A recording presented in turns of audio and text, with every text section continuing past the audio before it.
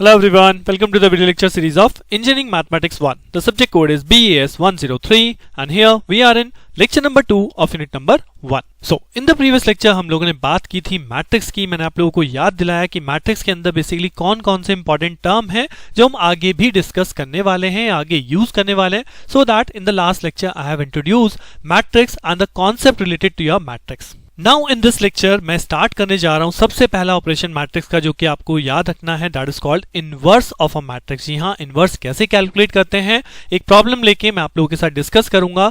Basic method how to calculate the inverse using adjoint and determinant of a matrix. So कैसे calculate करना है inverse, जानने के लिए अपना लेक्चर स्टार्ट करते हैं on inverse of a matrix using adjoint and determinant. So inverse of a matrix directly मैंने मेथड आपके सामने रिप्रेजेंट किया है। कैसे, अगर कोई मैट्रिक्स ए है, अगर मुझे उसका इनवर्स कैलकुलेट करना है, then it is written as adjoint of A divide by mod of A, where this mod of A is called the determinant of matrix. अब याद दिलाने के लिए, क्योंकि ये मेथड आप लोग ऑलरेडी कर चुके हो, ये मेथड मैंने यहाँ पे इसलिए रखा है सो दैट आपको एक रिकॉल दे सकूं कि किस तरह से बेसिक एडजॉइंट और डिटरमिनेंट कैलकुलेट करते हैं to get the inverse of a matrix. तो चलिए कंसिडर करते हैं अपना एक क्वेश्चन। तो क्वेश्चन के तौर पे यहाँ पे मैंने लिया given matrix A is equal to 3 - 3 4 2 - 3 4 0 - 1 1 and we have to find the A inverse. तो सबसे पहला काम है, जैसे कि हमने फॉर्मूले पता है, adjoint divide by mod. So I can calculate the mod for matrix. कैसे कैलकुलेट करते थे डिटरमिनेंट, अगर आपको याद हो तो यहाँ पे सबसे पहले 3 आता है। 3 के अगेंस्ट ये सारी रो और कॉलम कैंसिल आउट हो जाते हैं, तो यहाँ बचता है -3 × 1 that become -3 minus 4 × -1 it become -4, right. So हम सबसे पहले ये टर्म लिखते हैं, उसके बाद जो बीच वाला टर्म होता है वो होता है नेगेटिव साइन के साथ। तो यहाँ -3 है तो it will take it as -3। Then उसके बाद अगर यहाँ पे देखेंगे तो रो कॉलम कैंसिल आउट करेंगे, तो ये बचेगा 2 × 1 that is 2 -0 × 4 that becomes 0। After that the next one is 4। 4 के रिस्पेक्ट में अगर आप देखेंगे तो यहाँ से रो कैंसिल आउट, यहाँ से कॉलम कैंसिल आउट, तो ये बचेगा 2 × -1 -0 × -3 दैट बिकम -2। तो अब इसे सॉल्व कर लेते हैं। सॉल्व करके हमें क्या मिलेगा, -3 -4 यानी कि +4 +4 -3 इट बिकम +1 +1 × 3 दिस बिकम 3। यहाँ पे अगर आप सॉल्व करेंगे तो हो गया +3 × 2 that become +6 and here it is 4 × -2 that become -8, तो this become 9 - 8 become 1। So this is the determinant of our given matrix.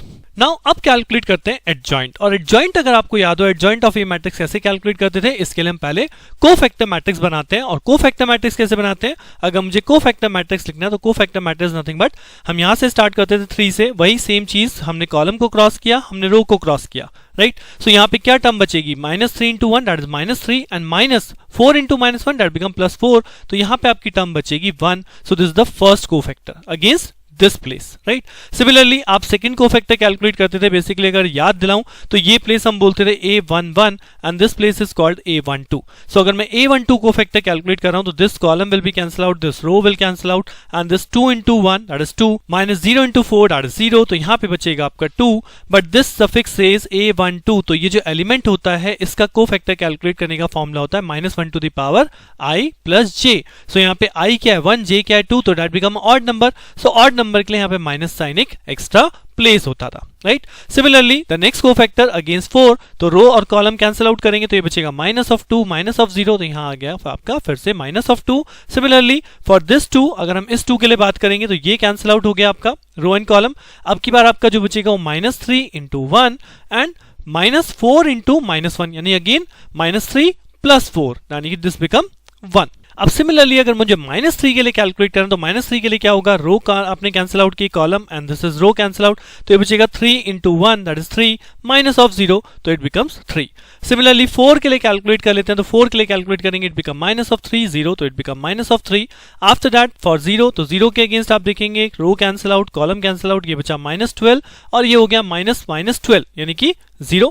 उसके बाद -1 के अगेंस्ट आप देखेंगे तो ये हो गया 12 और ये हो गया 8 यानी कि ये हो गया आपका 4। और 1 के अगेंस्ट हम देखेंगे तो -9 -6 यानी कि +6, तो ये हो जाएगा हमारा -3। नाउ आफ्टर दैट जब हम लोग कोफैक्टर कैलकुलेट कर लेते हैं तो यहाँ पे माइनस साइन, अभी देखिए मैंने कहीं पे भी कंसिडर नहीं किया, ये जो मैंने आपको कॉन्सेप्ट बताया था -1 i + j, ये मैंने भी कहीं पे भी कंसिडर नहीं किया। I have calculated only the simple thing कि यहाँ पे जब हमने रो और कॉलम को क्रॉस किया उसके बाद क्या वैल्यू यहाँ पे बच रही है, right.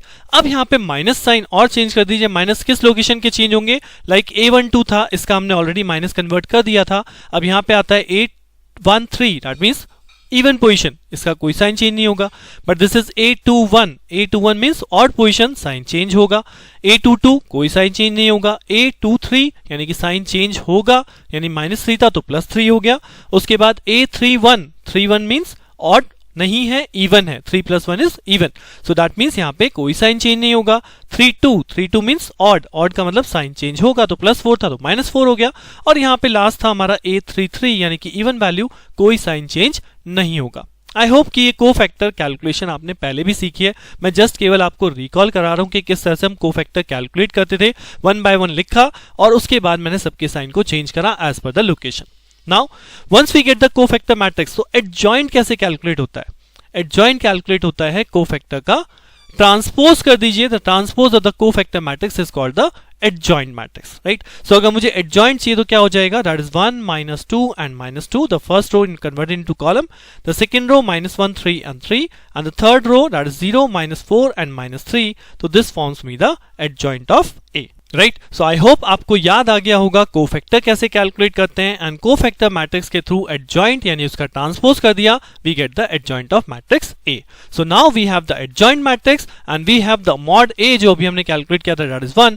So what is the inverse? Inverse is nothing but adjoint of A divide by mod of A. So अगर इस मैट्रिक्स को मैं 1 से डिवाइड करूंगा तो I get the same matrix over here. So that is the A inverse, यानी कि matrix inverse कैसे कैलकुलेट करते हैं? That is adjoint of matrix divide by mod, यानी कि determinant of that particular matrix, right? So after learning this lecture, I hope कि आप लोग मैट्रिक्स इनवर्स एडजॉइंट मेथड से कैसे कैलकुलेट करना है आप लोगों को याद आ गया होगा. Now from the next lecture I will start the inverse of matrix by elementary transformation. जी हाँ, सबसे मेन टॉपिक है. अभी तक अगर मैं बात करूं तो ये तो मैंने केवल आपको रिकॉलिंग के लिए लेक्चर्स कराए हैं, बट अब जो मैं नेक्स्ट लेक्चर से स्टार्ट करूंगा that is the main concept, elementary transformation का यूज करके मैट्रिक्स इनवर्स कैसे कैलकुलेट करते हैं. तो जानने के लिए बने रहिए मेरे साथ. मिलते हैं नेक्स्ट लेक्चर में. Thank you.